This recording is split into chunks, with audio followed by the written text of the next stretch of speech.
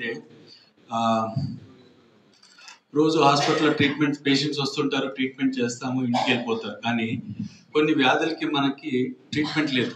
ఇప్పుడు దాకా మనకి లేని ట్రీట్మెంట్ని ఇవాళ అది డాక్టర్ ధనంజయ్ సార్తో ఇవాళ ఒక ప్రత్యేకమైన ఒక పద్ధతి, ఒక టెక్నిక్తో పేషెంట్స్ ఏదైతే బాధపడుతున్నారో ఇంట్లో ప్రతిరోజు కొన్ని నెలల నుంచి సంవత్సరాల నుంచి బాధపడుతున్న వ్యాధికి ఒక అపురూపమైన ట్రీట్మెంట్, అంటే ఒక యూనిక్ ట్రీట్మెంట్ అనేది ఇవాళ చేయటం జరిగింది.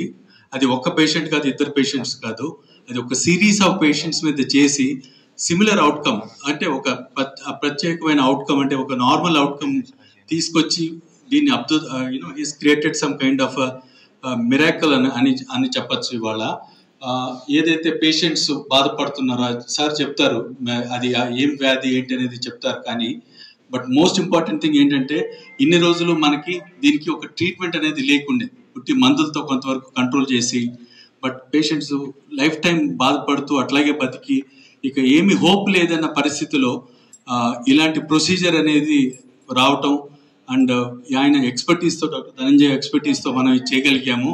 ఐ థింక్ ప్రపంచంలో ఎక్కడ జరగని పరిస్థితి ఉన్నది ఇప్పుడు ఇవాళ మనకి.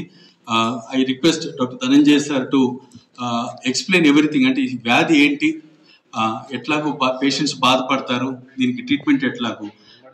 మీ మీడియా సోదరుల్ని అడిగేది ఏంటంటే ఇప్పుడు కూడా మనకి మన కంట్రీలో, మన స్టేట్లో ఎంతో మంది పేషెంట్స్ బాధపడుతున్నారు, ట్రీట్మెంట్ లేక, సరైన సలహా లేక వాళ్ళు బాధపడుతున్నారు. డిజార్డర్స్ ప్రాబ్లమ్స్ అంటే పార్కిన్సన్స్ కానీ, అంటే కంపవాతం అని అంటారు, లేకపోతే వణుకటం, లేకపోతే నడకలో ఇబ్బంది ఉండటం, స్టిఫ్నెస్ అవ్వటం, ఫేస్లో ఎక్స్ప్రెషన్స్ లేకపోవడం, ఇలాంటివి వచ్చినప్పుడు ఇనిషియల్గా పేషెంట్స్కి మందుల మీద పెడతాం. మందులు పెట్టిన తర్వాత కొంచెం వరకు సిమ్టమ్స్ తగ్గుతాయి. కానీ ఈ ప్రాబ్లమ్స్ ఏదైతే పార్కిన్సన్స్ ఉందో ఇయర్ బై ఇయర్ కొంచెం 5%, 10% ఇంక్రీజ్ అవుతూ ఉంటుంది, ఎక్కువ అవుతూ ఉన్నప్పుడు మెడికేషన్ డోస్ కూడా పెంచుతాం. మెడికేషన్ డోస్ పెంచినప్పుడు మెడికేషన్స్తో వచ్చే సైడ్ ఎఫెక్ట్స్ ఉంటాయి. సైడ్ ఎఫెక్ట్స్ వల్ల మళ్ళీ ఆ సైడ్ ఎఫెక్ట్స్ని తగ్గించడానికి మనం ఇంకొక మందులు పెట్టంగానే దాన్ని కూడా ఒక మ్యాక్సిమం డోస్ తీసుకున్న తర్వాత దాంతో కూడా ఒక సైడ్ ఎఫెక్ట్స్ వస్తాయి. ఈ సైడ్ ఎఫెక్ట్స్ వల్ల పేషెంట్స్కి ఇంకా కొన్ని ఇబ్బందులు వచ్చే అవకాశం ఉంటాయి. అందుకని ఏం చేస్తామంటే వాళ్ళకి ఈ డీప్ బ్రెయిన్ స్టిమ్యులేషన్ సర్జరీ, అంటే ఇదొక హై ఎండ్ సర్జరీ, అంటే అన్ని సెంటర్స్లో చేయరు ఈ సర్జరీ, వెరీ ఫ్యూ సెంటర్స్లో చేస్తాం. ఈ సర్జరీ చేయాలని అంటే హై ఎండ్ టెక్నాలజీ, లైక్ మనకి high end equipment like robots కానీ, ఆర్టిఫిషియల్ ఇంటెలిజెన్స్ కానీ, లేకపోతే బ్రెయిన్ కంప్యూటర్ ఇంటర్ఫేస్ యూజ్ చేసి ఇలాంటి సర్జరీస్ చేస్తారు. ఈ సర్జరీస్ ఎందుకు ఇలాంటి సెంటర్స్లోనే చేయాలి అంటే హై అక్యురసీ ఉండాలి, అంటే లెస్ దాన్ 1 mm ఎర్రర్ ఉండాలి. లెస్ దాన్ 1 mm ఎర్రర్ అంటే almost thickness of the hair అయితే ఎంతైతే థిక్ ఉంటుందో అంత థిక్నెస్లో ఎర్రర్ ఉండాలి. అంతకంటే ఎక్కువ థిక్నెస్లో ఎర్రర్ వస్తే మాత్రం సర్జరీ ఫెయిల్ అయినట్టు. కాబట్టి ఇలాంటి సర్జరీస్ ఓన్లీ హయ్యర్ సెంటర్స్లో చేయాలి. ప్లస్ అంతకుముందు ఏంటంటే యూజువల్గా ఈ సర్జరీ మెలకువనున్నప్పుడు, అంటే పేషెంట్ మెలకువనున్నప్పుడు పొద్దున్నుంచి సాయంత్రం దాకా ఫ్రేమ్ ఫిక్స్ చేసి సర్జరీ చేస్తాం. సర్జరీ చేసేటప్పుడు పేషెంట్ని అడుగుతూ ఉంటాం అనమాట, ఎలా ఉంది మీకు, మీ మాట ఎలా ఉంది, మీ చేతుల మూమెంట్ ఎలా ఉంది, స్టిమ్యులేట్ చేసి తర్వాత మెయిన్ ప్రొసీజర్ చేస్తాం. కానీ over a period of years, అంటే లాస్ట్ ఎక్స్పీరియన్స్తోని, ఈ సర్జరీస్ మీద వచ్చిన ఎక్స్పీరియన్స్తోని ఇవన్నీ తీసేసి ఇప్పుడు ఈ సర్జరీని కంప్లీట్గా జనరల్ అనెస్థీషియాలో చేస్తాం. అంటే పేషెంట్కి సర్జరీ చేసినట్టు కూడా తెలియదు, ఈవెన్ ఫేమ్ ఫిక్స్ చేసినట్టు కూడా తెలియదు. అంటే ఈ సర్జరీలో patient will be very comfortable, pain ఉండదు, అండ్ ద సర్జరీ డ్యూరేషన్ కూడా చాలా తక్కువ టైంలో 4 hours కంప్లీట్ అయిపోతుంది. పేషెంట్ కూడా 24 hours డిశ్చార్జ్ అయిపోతారు. చాలా గొప్పదైనటువంటి ఈరోజు, ఎందుకంటే నాకు మళ్ళీ ఈ పునర్జన్మ ప్రసాదించినటువంటి డాక్టర్ ధనంజయ్ గారికి కృతజ్ఞతలు చెప్పుకుంటున్నాను ఈ సభాపక్షంగా. నేను మళ్ళీ తిరిగి ఇలా తిరుగుతాను, ఇలా నడుస్తాను, ఇలా చేస్తానని నాకు తెలియదు, అనుకోలేదు, ఊహించలేదు. చాలా అవస్థపడేవాడిని, నరకం చూశాను. అటువంటి పరిస్థితి నుంచి నన్ను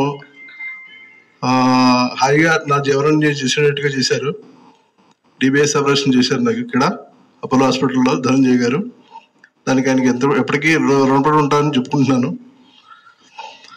అలాగే మా కుటుంబం కూడా నాకు చాలా సహకారం చేయడం చేత నాకు తొందరగా కోలుకున్నానని నేను అనుకుంటున్నాను. అది కూడా కారణం అండి, దీంట్లో అది కూడా కారణం అని చెప్పేసి నేను అనుకుంటున్నాను.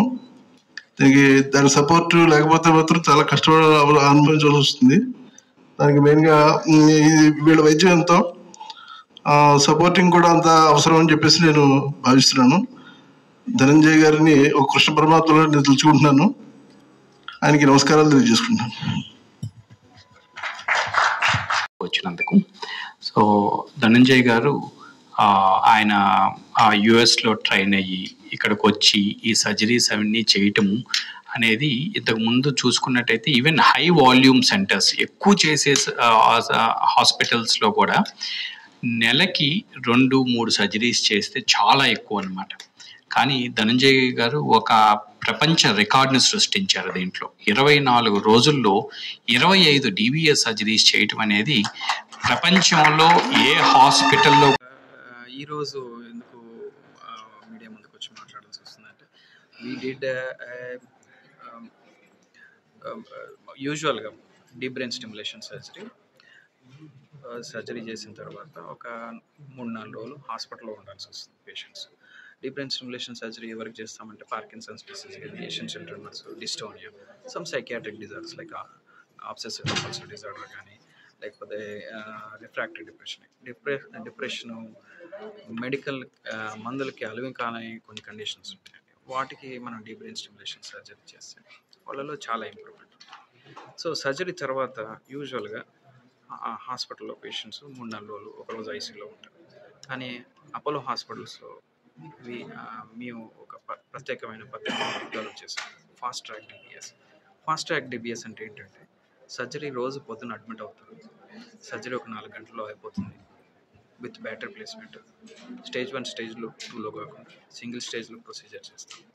చేసిన తర్వాత within 24 hours of the surgery patient will B discharge, అంటే ఇంటికి వెళ్ళిపోవచ్చు. అంటే this is fast track DBS. ఇండియాలో వేరే ఇక్కడ ఏ అదర్ సెంటర్స్లో కూడా జరగని ప్రొసీజర్ ఇది.